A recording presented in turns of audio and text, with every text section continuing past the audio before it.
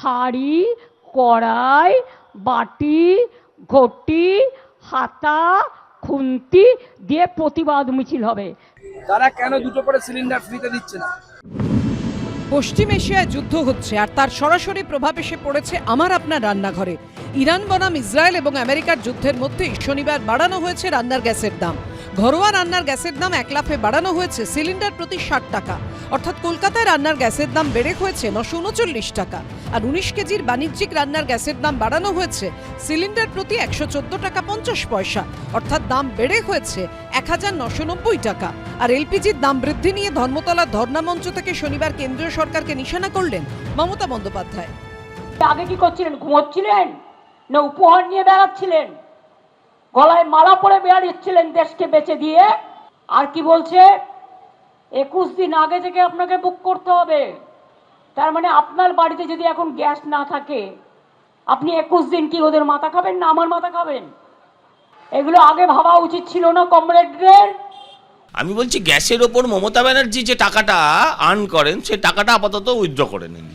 পার gas cylinder থেকে সরকার যে টাকাটা পায় সেটা একটা বিরাট অঙ্ক, এর থেকে অনেক বেশি, 60 টাকার বেশি। আমি এক্স্যাক্টলি ফিগারটা বলতে পারছি না, বোধহয় 70-72 টাকা একটা সরকার পায় কমপক্ষে। তো সেই টাকাটা মমতা ব্যানার্জি বরঞ্চ এখন ছাড় দিয়ে দিন মানুষকে। এত তো ভাতা টাতা দিচ্ছেন, এটা ছাড় দিয়ে দিন। রান্নার গ্যাসের দাম বৃদ্ধির প্রতিবাদে রবিবার মহিলাদের রাস্তায় নামার ডাক দিয়েছেন মমতা বন্দ্যোপাধ্যায়। কালকে মিছিল হবে,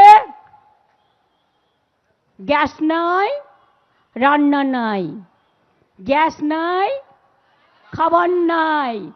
কাল মা বোনেরা রাস্তায় নামুন আর প্রতিবাদ করুন। প্রয়োজনে কালো শাড়ি পরুন।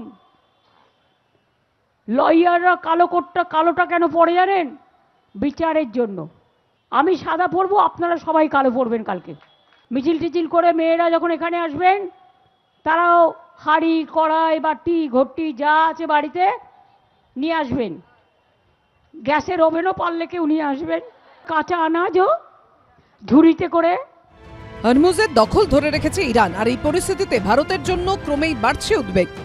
I believe that the Prime Minister has betrayed the country when he signed the US deal. Imagine that the Prime Minister of India has committed to President Trump that India will only buy oil from who America wants it to buy oil. Imagine that a country as powerful as ours has to take permission from the United States if it wants to buy oil from Russia. এইটা বিপদের সময়। এই বিপদের সময় নিয়ে যারা রাজনীতি করে তারা দেশকে কতটা ভালোবাসে পরিষ্কার বোঝা যাচ্ছে। কেন্দ্রীয় সরকার সূত্রে দাবি করা হচ্ছে দেশে তেল ও রান্নার গ্যাসের ঘাটতি নেই। ভারতের জ্বালানি মজুতের অবস্থা ধীরে ধীরে উন্নতি হচ্ছে। আমাদের কাছে পর্যাপ্ত এলএনজি মজুত রয়েছে।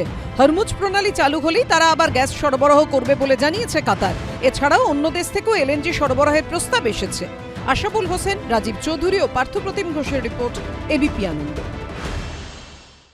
এবিপি আনন্দ, এগিয়ে থাকে, এগিয়ে রাখে।